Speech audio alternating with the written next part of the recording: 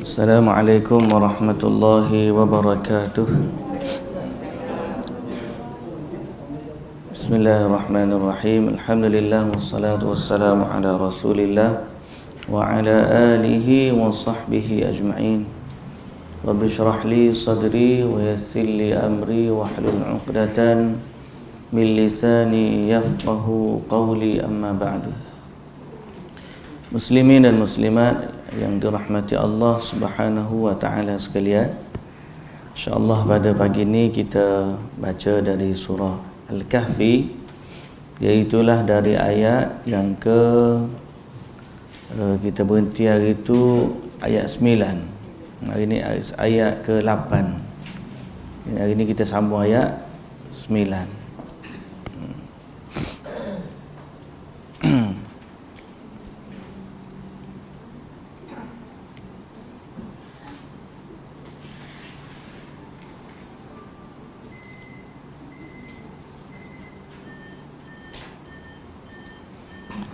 أعوذ بالله من الشيطان الرجيم.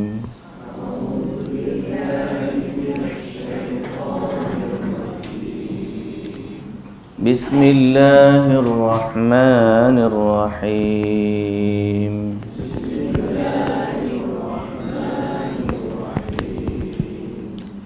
أم حسبت أن أصحاب الكهف والرقيم كانوا من آياتنا عجبا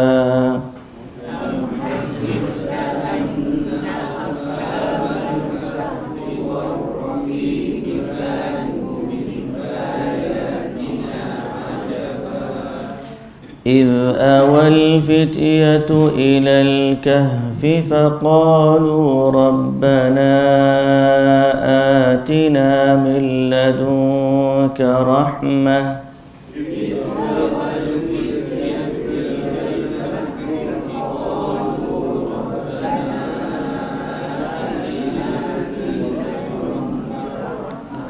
وهيئ لنا من أمرنا رشدا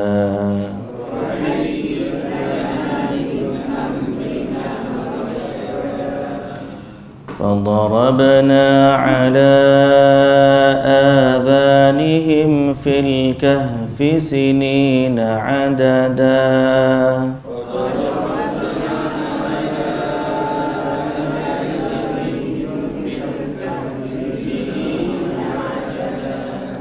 ثم بعثناهم لنعلم أي الحزبين أحصى لما لبثوا أمدا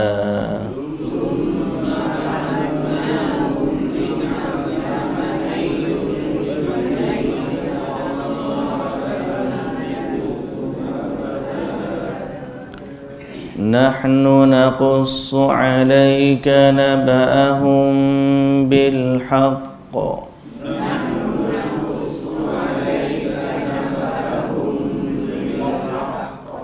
إنهم فتية آمنوا بربهم وزدناهم هدى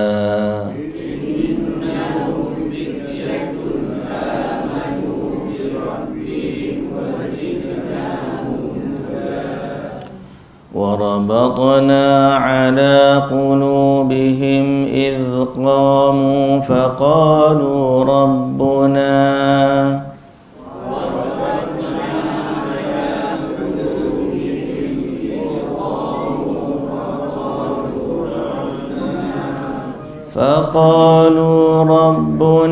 رب السماوات والأرض لن ندعو من دونه إلها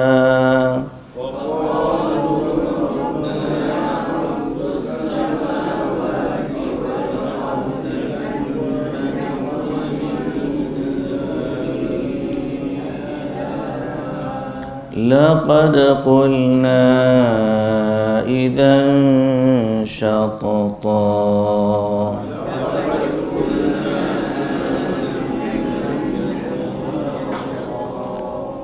haula'i qaumun ittakhadhu min dunihi alihah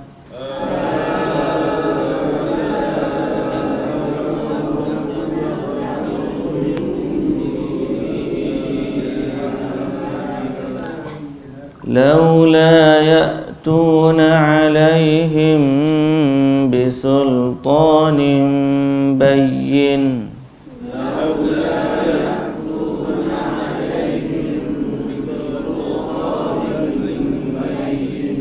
faman adlamu mimman iftara 'ala Allahi kadhiba.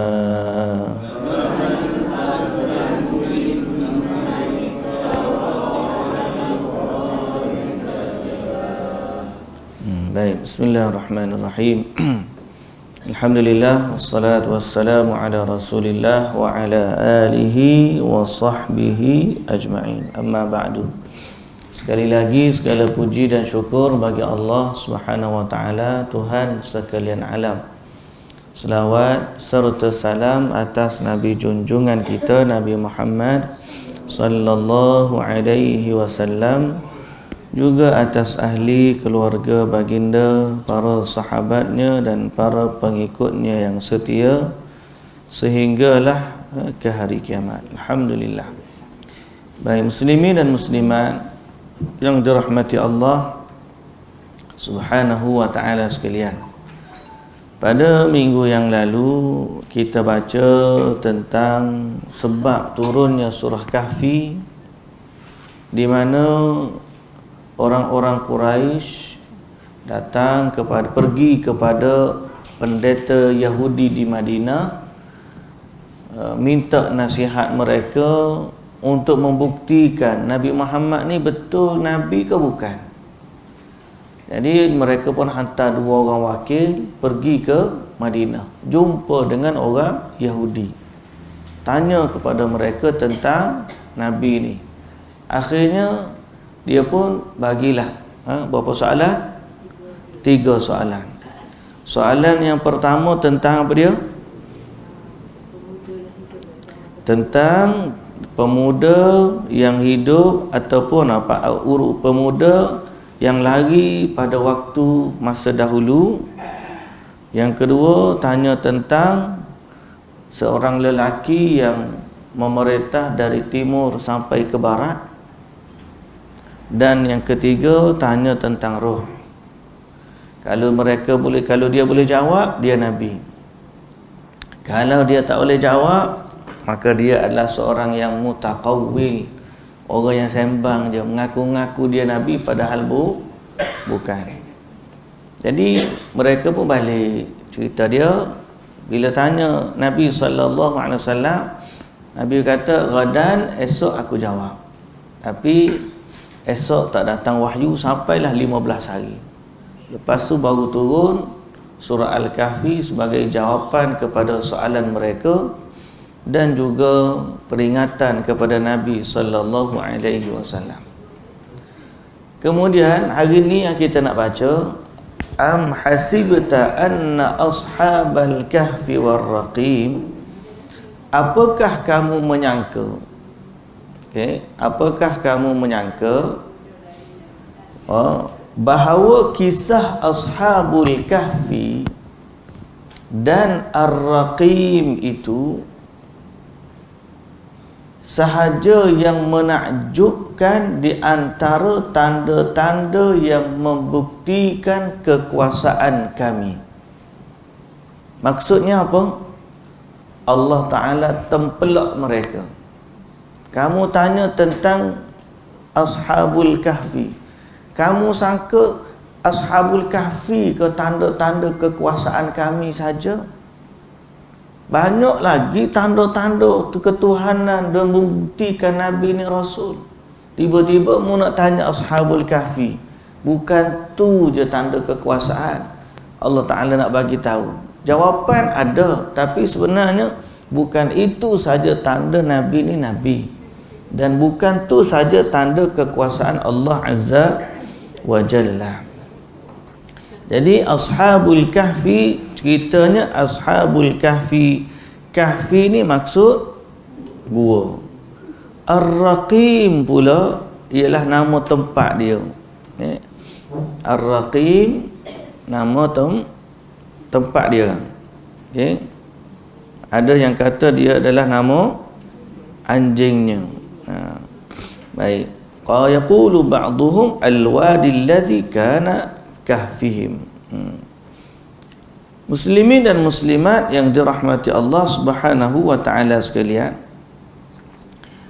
Lalu Allah Subhanahu wa taala kata id awal fityatu ilal kahfi faqalu rabbana atina min ladunka rahmah wa hayyi lana min amrina rasyada. Wa hayyi lana min amrina rasyada. Baik. Kemudian apakah Allah Subhanahu wa taala kata, ingatlah peristiwa ketika segerombolan orang-orang muda pergi ke gua. Lalu mereka berdoa, wahai Tuhan kami, kurniakanlah kami rahmat dari sisimu dan berilah kemudahan serta pimpinan kepada kami untuk keselamatan agama kami. Untuk keselamatan agama kami. Jadi berkaitan dengan Ar-Raqim tadi, banyak pendapat yang disebut di sini mengatakan nama tempat. Al-Kahfi wa Ammar Raqim qala Al-Aufi an Ibn Abbas huwa wadin qaribun min Ailah. Kata Ad-Dhahhak gharun fil wadi. Qala Mujahid kana bunyanuhum. Banyaknya tempat merujuk kepada tempat dan kampung dia. Wallahu taala a'lam. Baik. Jadi cerita Ashabul Kahfi, awal fityah disebut ketika mana pemuda itu melarikan diri kepada gua tersebut. Kenapa? Li'alla yuftinunahum anhu, supaya mereka tidak diuji, kerana pada waktu itu pemimpin yang ada itu syirik kepada Allah Subhanahu wa ta'ala. Asal cerita mereka ni kita tak cerita lagi dah dia. Macam mana 7 orang tu berjumpa, dia tak kenal satu sama lain. Dia bukan kenal satu sama lain. Dia pergi satu pesta kerakyat. Di situ ada perkara-perkara syirik. Mereka diajak untuk menyembah Tuhan yang disembah oleh pemerintah pada waktu itu. Jadi satu seorang tu pergi, dia kata macam tak suka. Dia pergi melarikan diri, dia pergi duduk di satu tempat. Kemudian datang pula seorang duduk situ juga. Di bawah pokok tu. Lepas tu datang pula seorang. Sampai cukup 7 orang.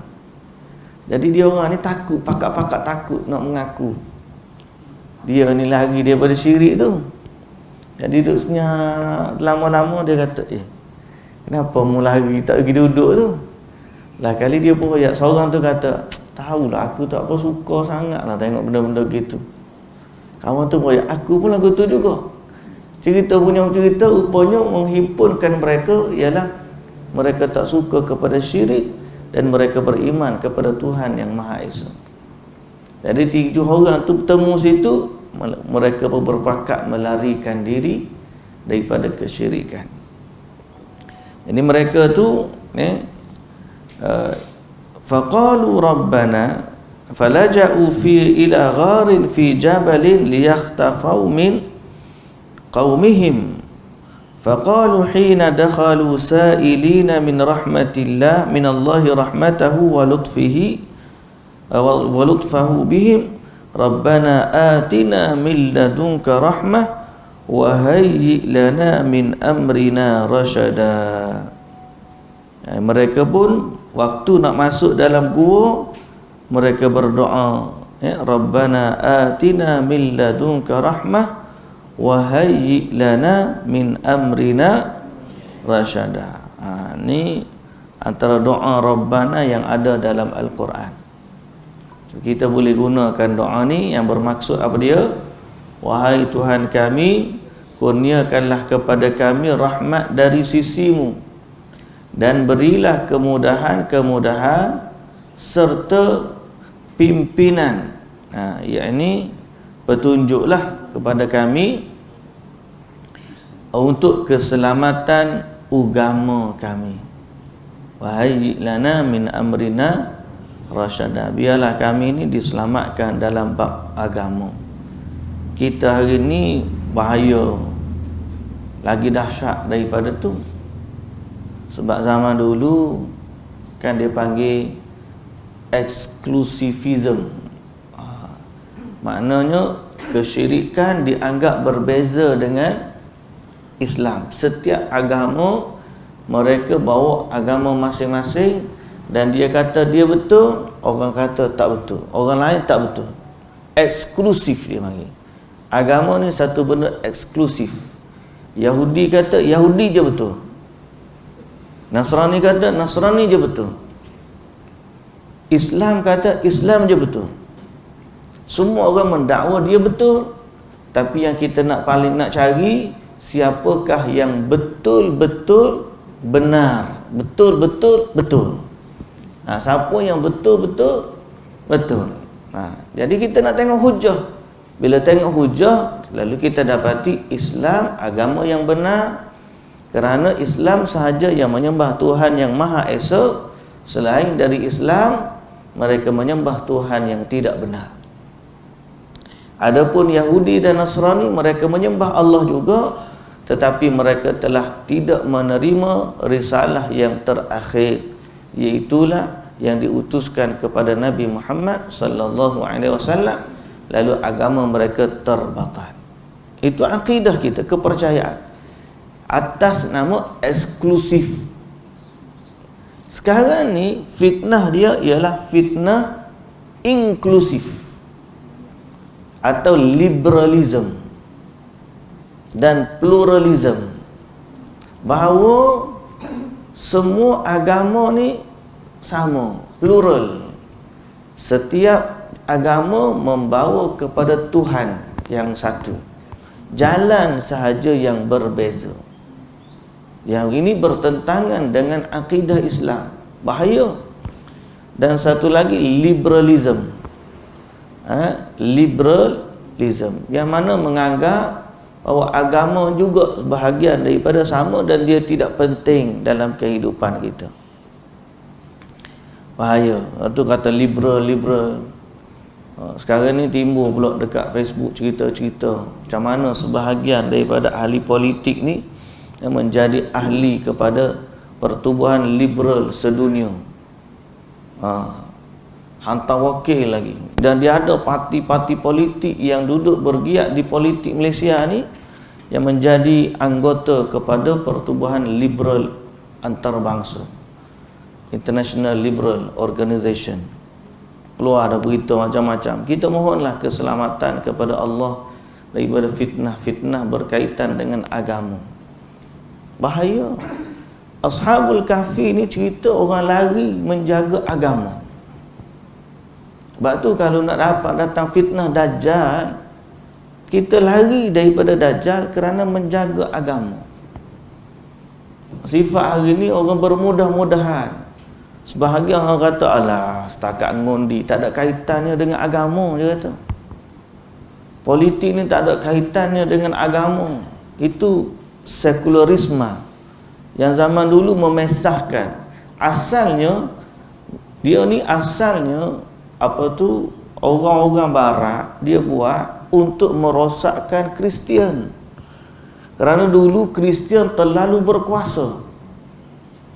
Church tu terlalu berkuasa, sehingga akhirnya mereka nak memisahkan peranan church daripada pemerintahan. Dia pisahkan. antara church dengan pemerintahan, sehingga akhirnya church tidak lagi berfungsi, pemerintahan tu dijaga oleh sistem-sistem demokrasi yang mereka cipta. Asalnya umat Islam sistem khalifah. Khalifah ni berperanan, ada khalifah dan ada majlis syura yang dianggotai oleh para ulama, mufti dan sebagainya, yang menjadi badan penasihat kepada sultan. Khilafah maknanya Islam sebagai induk tertinggi, dia menjaga seluruh yang ada, termasuklah khilafah. Itu sistem Islam. Tapi oleh kerana dia dah kalah perang dunia dulu, fitnah, dan sebelum daripada kalah perang pun, masa tu di hujung-hujung zaman Osmaniyah, mereka mula cenderung kepada barat. Sehingga akhirnya bila contohnya khilafah Islam, umat Islam ni terpengaruh dengan ajakan dan ajaran liberalisme, sekularisme dan juga yang ada di barat itu. Sehingga akhirnya rosaklah umat ini. Hari ini agama mereka tidak menjadi satu keutamaan. Sedangkan Al-Quran menceritakan kepada kita kisah Ashabul Kahfi supaya kita ambil iktibar bahawa pentingnya seorang itu menjaga agama sehingga sampai ke tahap melarikan diri daripada fitnah yang berlaku dan bersembunyi di dalam gua kerana agama. Biarlah orang kata kita berapa pun, bukanlah kita nak lari daripada tak nak kawan dengan orang dah, tapi kita nak jaga agama kita. Di saat orang tu ekstrim bila kata Islam sahaja agama yang benar. Ada orang kata macam tu. Siapa yang kata Islam je benar, orang lain salah, itu ekstrim. Kita kata bukan kita yang kata Islam sahaja benar. Yang kata macam tu Allah. Kita mengiyakan dan mengimani sahaja. Habis tu nanti apa pula perasaan orang non-Muslim? Nanti sedih hati dia. Sehingga ada setengah orang tu dia sokong, tak boleh panggil orang kafir, kena panggil orang non-Muslim. Nanti perasaan dia macam mana pula perasaan dia? Ada setengah tu tak bagi takbir, jangan takbir, nanti apa pula perasaan orang kafir? Macam-macam mereka ni. Mereka lupa bahawa kita kena jaga hak Allah sebagai yang utama. Lalu kita tanya, apa bukan kerasaan, apa hak Allah dalam masalah ni? Allah membenci mereka yang kufur kepadanya, kita pula pergi sayang. Allah menyayangi orang-orang yang beriman kepada dia, kita pula pergi benci. Di mana hak Allah dalam urusan agama kita? Jadi ini perkara penting, perkara yang sangat-sangat penting. Sebab tu kita doalah kepada Allah agar Allah mengembalikan umat ini kepada kegemilangan agama. Sebagaimana kata Umar radhiyallahu anhu, nahnu qaumun a'azzana Allah bil Islam, mahma btaghaina al-izzata bighairi al-Islam adhallana Allah. Kita ni satu kaum yang Allah muliakan dengan Islam. Bila kita tu mencari kemuliaan lain daripada agama Islam, maka Allah akan hinakan kita. Allah akan hinakan kita. Dan kita tengok kita ni alhamdulillah di Malaysia ni nikmat besar. Di mana orang-orang terdahulu waktu nak buat perlembagaan, dia dah letak dah. Usaha mereka sangat kuat sehingga boleh letak Islam sebagai agama rasmi bagi persekutuan tanah Melayu. Agar sedang agama lain boleh bebas diamalkan. Tapi rasminya kita adalah agama rasmi Islam. Cuma apabila orang Islam sendiri yang bersifat apologetik panggil, kita sendiri tak ada orang kafir buka mulut, kita dulu defend. Dia tak kata apa lagi, kita dulu akan kata. Bahkan sebahagiannya orang Islam menjadi juru cakap bagi pihak orang kafir. Maka Allah Ta'ala akan uji kita dengan penghinaan. Kita doalah kepada Allah Subhanahu Wa Ta'ala agar Allah Subhanahu wa taala memberikan taufik dan hidayahnya kepada kita semualah, insya-Allah. Baik, muslimin dan muslimat yang dirahmati Allah. Sambungan lagi, fadarabna ala adhanihim fil kahfi sinina adada. Fadarabna ala adhanihim fil kahfi sinina adada. Lalu kami tidurkan mereka dengan nyenyaknya dalam gua itu bertahun-tahun yang banyak bilangannya. Yang banyak bilangannya. Berapa tahun? 309 tahun. Kemudian Allah Ta'ala kata, "Thumma ba'athnahum." Kemudian kami bangkitkan mereka dari tidurnya. "Lina'lama ayyul hizbaini ahsa lima labithu amada." Untuk kami uji siapakah dari dua golongan di antara mereka, dua golongan di antara mereka yang lebih tepat kiraannya tentang lamanya mereka hidup di dalam gua itu. Jadi orang duduk bincang, bila masa, berapa lama dia tidur, khilaf belaka. Allah Ta'ala kata, kamilah yang lebih tahu. Jadi siapa yang tahu kisah mereka akan dianggap orang yang tahu, orang yang terima wahyu dari Allah. Karena kisah mereka tu kisah yang tidak ramai orang tahu dan tidak ramai orang pasti tentang keadaan mereka, kisah mereka dan bilangan tahun yang mereka tidur. Ada yang kata bilangannya 7, ada yang kata bilangannya apa? 9, macam-macam. Salah satu rabi'u, ada yang kata salah satu rabi'u, ada kata 3, ada kata 5, termasuk anjing dia. Tapi Allah yang lebih tahu. Jadi kisah ni Allah bangkitkan mereka semula sebagai ujian kepada orang-orang selepas daripada itu, dan Allah nak uji mereka siapa yang lebih tepat pengetahuan mereka tentang orang-orang ini. Baik. Nahnu naqussu 'alaika naba'ahum bil haqq. Kami akan ceritakan kepada kamu kisah mereka dengan benar. Innahum fityatun, mereka itu adalah fityah, pemuda-pemuda. Amanu bi rabbihim, yang beriman kepada Tuhan mereka. Wazidnahum huda, lalu kami tambahkan hidayah kepada mereka. Muslimin dan muslimat yang dirahmati Allah, perkataan wazidnahum huda, mereka beriman kepada Allah, lalu kami tambahkan kepada mereka hidayah. Apa yang kita boleh faham daripada ayat ini?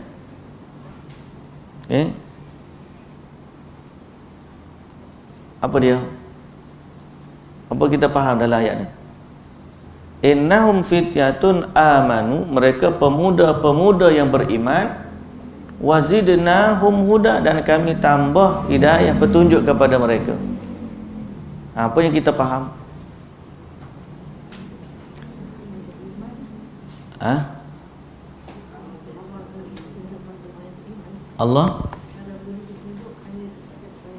Allah beri petunjuk hanya kepada orang yang beriman.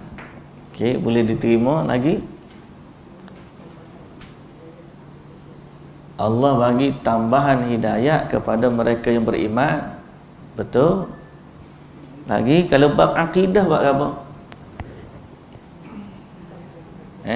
Iman ini ada tambah, ada kurang. Ayat ini menjadi dalil ahli sunnah lawan kepada Mu'tazilah. Orang Mu'tazilah, nama kita tahulah, Mu'tazilah ni dia kata iman ni stay, tidak bertambah dan tidak berkurang, tak ada kaitannya dengan amalan. kita ahli sunnah kata iman ni dia ada naik, dia ada kurang. Yang naikkan dia adalah amal soleh, yang mengurangkan dia adalah maksiat. Sehingga kalau amalan itu amalan syirik, iman tu sendiri boleh terbatal. Faham tak beza dia? Faham tak? Okey. Kita dengar nama Mu'tazilah ni macam dahulu kala. Saya nak tanya, zaman kita ni adakah puak Mu'tazilah? Sebagai nama tak ada. Sebagai orang tu kata dia ni perpahaman Mu'tazilah, tak ada. Tapi sebagai ideologi, pemikiran dan kepercayaan ada. Di mana orang yang memisahkan antara iman dan amal. Contoh macam mana? Saya ni gini ya, tak pakai tudung gini, tapi hati saya beriman. Dia seolah-olah rasa amalan dia ni tak ada kaitan dengan iman. Awak jangan tanya soal iman saya. Saya orang Islam. Saya tak pakai tudung ke, saya curi ke, saya zina ke, saya merokok ke, saya bergapo makan rasuah ke, tak ada kaitan dengan iman. Saya beriman, dalam saya beriman. Luar, don't judge a book by its cover, dia kata. Jangan orang panggil adili seorang. Lepas tu mari pula awak jangan cerita dosa pahala tu kubur kita masing-masing. Saya beriman, saya tak beriman, tu bukan urusan awak. Saya tahu macam mana hubungan saya dengan Tuhan. Amalan saya, kubur kita masing-masing. Orang macam ni dia memisahkan antara iman dengan amal. Seolah-olah apa saja yang dia buat dalam amalan hidup dia tak ada kaitannya dengan iman. Sedangkan akidah ahli sunnah wal jamaah, amalan kita ni ada kaitannya dengan iman. Siapa yang banyak buat amal soleh, iman dia bertambah. Siapa yang buat maksiat, iman dia berkurang. Sampai satu tahap kalau maksiat mereka tu ataupun dosa mereka tu melibatkan dosa syirik, walaupun mulut dia tak sebut dia murtad, dengan amalan yang melampaui batas, seperti dia mempermainkan hukum-hukum Tuhan, amalan dia mempermainkan hukum-hukum Tuhan, dia boleh terkeluar daripada Islam. Sehingga orang munafik dulu pernah dia kata, waktu dalam satu musafir balik ke Madinah, dia kata lanukhrijannal a'azzu minhal adzal. Tak apa, nanti kita sampai ke Madinah, kita akan keluarkan orang-orang mulia, akan keluarkan orang-orang hina daripada Madinah. Yang mereka maksudkan mulia tu kumpulan mereka yang asal. Yang mereka maksudkan hina tersebut adalah Nabi SAW. Lepas tu dia berkata, saja je kita main-main je. Bila sampai teguran kepada mereka, ada saja yang kita main-main, kita bergurau je. Turun ayat Quran. Allah Ta'ala kata, la qul abillahi wa ayatihi kuntum tastahzi'un. Katakanlah, apakah dengan Allah dan Rasulnya kamu jadikan permainan untuk kamu olok-olokkan? Orang mempermainkan agama, memperolok-olokkan agama. Allah Ta'ala kata apa dalam ayat seterusnya itu? La ta'tadhiru qad kafartum ba'da imanikum. Allah Ta'ala kata kepada geng munafik, jangan kamu beralasan kerana kamu telah melakukan kekufuran setelah iman. Ada orang yang menghina agama Allah, walaupun dia sebut di mulut tu, dia tak niatkan, dia bergurau, dia melecehkan agama, maka dari sudut hukum dia boleh terkeluar daripada agama, walaupun mulut dia tak iktiraf, dia murtad. Pasal apa? Ahli sunnah, kita tidak memisahkan amalan daripada iman. Boleh saja sesuatu amalan yang dilakukan menyebabkan iman seseorang itu bertambah atau berkurang atau tercabut. Mana hujah dia? Ayat hak kita baca ni salah satu daripada hujahnya. Di mana Allah Ta'ala kata, innahum fityatun amanu bi rabbihim wa zidnahum huda.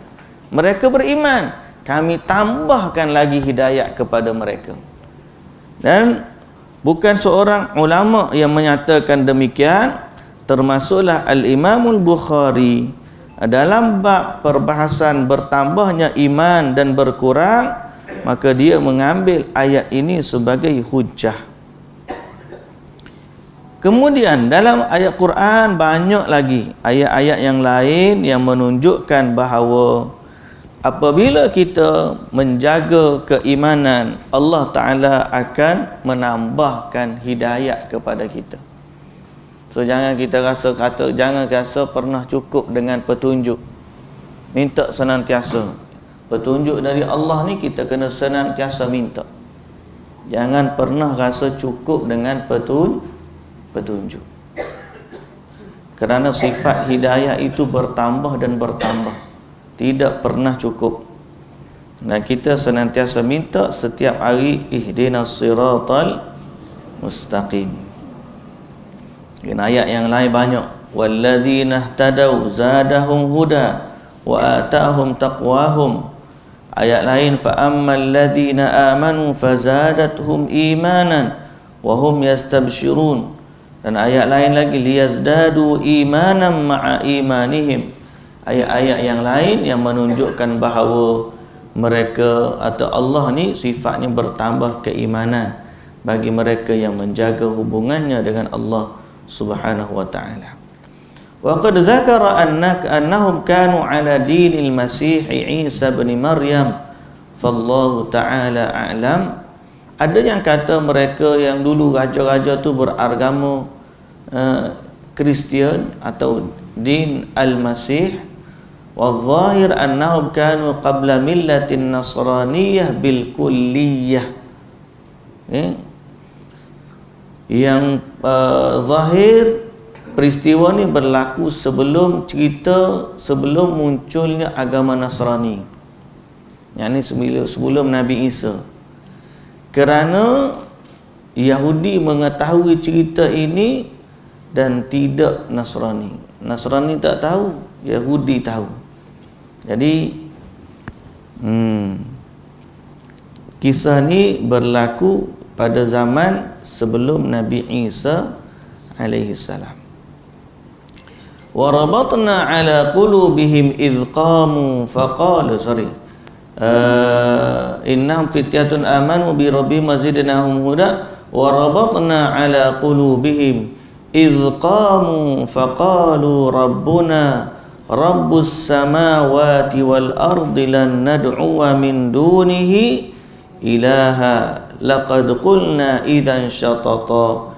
Kami teguhkan, kami ikatkan hati mereka dengan kesabaran dan keberanian semasa mereka bangun menegaskan tauhid dan berkata, Tuhan kami adalah Tuhan yang mencipta dan mentadbirkan langit dan bumi, dan kami tidak akan sesekali menyembah Tuhan yang lain daripadanya. Jika kami menyembah yang lain, bermakna kami mengatakan sesuatu yang jauh dari kebenaran. Jadi mereka ni Allah kuatkan hati mereka untuk berkata, Tuhan kami adalah Tuhan penciptanya langit dan juga bumi. Dan mereka sabar di atas ujian yang berlaku dan menimpa mereka. Okey. Sebahagian daripada mufassirin, ramai jugalah di kalangan mufassirin menceritakan asal usul mereka adalah min abna'i mulukir rum wasadatihim. Termasuk dari mereka ini adalah anak kepada pembesar-pembesar yang ada mulukur rum, bangsa Rom. Rom ni bila sebut bukan Rom hari ni, mana Rom ni orang kulit putih lah. Kalau sebut Rom zaman dulu, belah-belah orang-orang yang berkulit putih. Rom semua, pasal dulu kerajaan Rom ni besar. Dia tak ada lagi kerajaan Rom ni sampai ke Byzantine. Sampai Turki tu masih lagi Rom.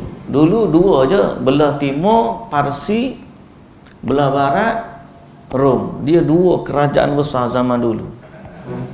Parsi tu meliputi jajahan dia yang besar.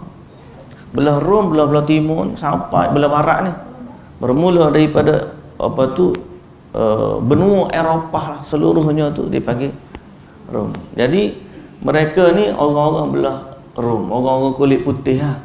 Asal kita mudah ya. Anak pembesar mereka. Bahkan ada yang kata kubur dia ni duduk di Jordan, ada kata duduk dekat Turki.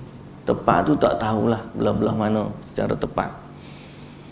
Baik, jadi satu hari mereka pergi ke tempat hari raya mereka, yang mereka berkumpul setiap tahun. Di situ mereka menyembah berhala dan perkara-perkara taghut, dan mereka menyembelih binatang untuk berhala-berhala pemujaan. Raja mereka seorang raja yang bengis pada masa tu, dikatakan namanya Dakyanus, nama dia dikatakan. Ni Israeliat zaman kita tak tahu, tapi mereka kata namanya Dakyanus. Dan dia ni menyuruh manusia supaya menyembah berhala dan mengajak manusia menyembah berhala. Lalu bila mereka ni berkeluar, dia bertengok duduk sujud kepada berhala-berhala, mereka pun rasa tak boleh jadi, tak layak untuk manusia sembah melainkan Tuhan penciptanya langit dan bumi. Di sinilah Allah bagi kekuatan kepada mereka untuk mereka memisahkan diri daripada kumpulan tu. Wa rabatna ala qulubihim, kami teguhkan hati mereka. Iz qamu, di saat mereka bangun daripada tu. Faqalu, waktu mereka kata, Rabbuna, Tuhan kami, Rabbus samawati wal ard, Tuhannya langit dan bumi. Mereka bangkit daripada majlis tu untuk lari keluar. Kerana apa? Mereka kata Tuhan kami adalah Tuhan penciptanya langit dan bumi. Nak bangun daripada majlis ni, kita hari ni pun rasa berat kaki. Tengok majlis nyanyi, ustaz dijemput dah depan, duduk depan sekali, tengok ada menyanyi. Sudah nak bangun kau nak bangun kau nak duduk, nak bangun kau nak duduk. Setengah orang tak mampu nak bangun, duduk je lah dengar siapa hari. Kalau bangun kata apa pula. Betul tak? Tak usah kata ustaz pergi kenduri, kita pergi kita pergi kenduri, siapa-siapa duduk karaoke. Kalau dia suruh hukum lagu mana? Patah balik. Kalau dia suruh hukum, tempat benda-benda mungkar macam tu. Tapi kita ni tak apalah, tuan rumah nak begini, nanti berasa hati pula lah dia, kita tak pergi kenduri dia begini. Kita pun duduk lama. Kita pun lagu tu juga lemah, kadang-kadang lemah iman kita. Marra minkum munkaran falyughayyirhu bi yadihi fa illam yastati' fa bi lisani fa illam yastati' fa bi qalbi. Banyaknya kita buat ingkar mungkar ni ambil hal ringan sekali, tak apalah, beci dalam hati je. Nak sebut mulut tak berani, apatah lagi nak guna kekuasaan. Betul tak? Allah Ta'ala kata Allah bagi keteguhan kepada mereka ni izqamu, ketika mereka bangkit daripada tu. Tengah-tengah majlis orang duduk semua berhala, mereka bangun. Faqalu rabbuna, dan mereka kata Tuhan kami, Tuhannya langit dan bumi. Lan nad'u min dunihi ilaha, kami tak akan sembah selain daripada dia. Jelas mereka kata lan nad'u min dunihi ilaha, kami tidak akan menyembah lain daripada dia. Laqad qulna idzan syatata, kalau kami buat begitu juga, nescaya kami telah jauh dari kebenaran. Baik, muslimin dan muslimat yang dirahmati Allah Subhanahu wa taala sekalian. Haula'i qaumun attakhadhu min dunihi alihah. Mereka kata, kaum kami telah menjadikan selain daripada Tuhan, dan mereka menyembah beberapa tuhan yang lain dari Allah. Laula ya'tuna 'alaihim bisultanin bayyin. Kalaulah mereka mengemukakan, atau sepatutnya mereka mengemukakan keterangan yang nyata yang membuktikan ketuhanan makhluk-makhluk yang mereka sembah itu. Tapi faman allamu mimman iftara 'ala Allahi kadhiba. Mereka tidak dapat berbuat demikian, maka siapakah yang lebih zalim dari orang yang berdusta atas nama Allah, atau berdusta terhadap Allah, bahawa mereka menjadikan bagi Allah tu sekutu, padahal Allah tidak berkehendak kepada sekutu. Jadi ini mukaddimah cerita Ashabul Kahfi. Yang selepas ni kita akan sambung lagi. Allah Ta'ala cerita detail tentang perjalanan kisah mereka untuk pengetahuan kita dan juga seluruh umat Islam. Wallahu ta'ala a'lam. Subhanakallahumma wa bihamdika asyhadu an la ilaha illa anta astaghfiruka wa atubu ilaik. Aqulu qawli hadza wa astaghfirullahal azim li wa lakum. Assalamu alaikum warahmatullahi wabarakatuh. Ya.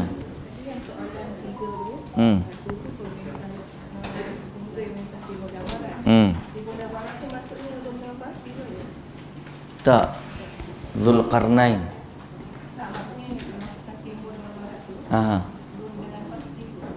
Zaman yang dimaksudkan dalam 3 soalan tu bukan Rom Parsi. Kisah seorang lelaki At-Tawwaf dipanggil, yang menguasai antara timur dan barat. Kalau Rom kerajaan lain, Parsi kerajaan lain. Zulkarnain ini dia menguasai timur dan juga barat.